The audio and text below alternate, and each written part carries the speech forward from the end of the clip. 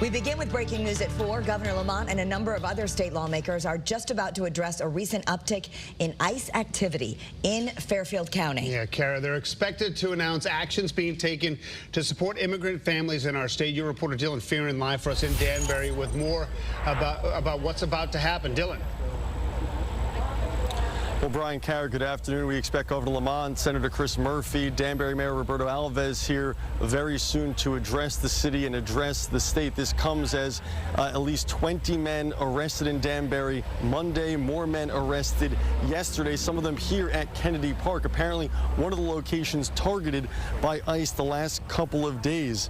Now, Danbury is one of Connecticut's most diverse cities. The Census Bureau is saying 35% of Danbury's population was born outside the U.S. Large communities from Brazil and Ecuador. It also comes as the school year has just begun this week.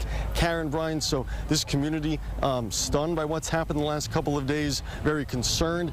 It'll be interesting, guys, to see what the Lamont administration, what Senator Murphy, what Danbury city officials will say today, what actions they can take, if anything, to stop what they call ICE targeting people in this area. We had reached out to ICE a couple of days ago when this first happened Monday. It says for the security and safety of our officers, ICE will not disclose or discuss law enforcement operations.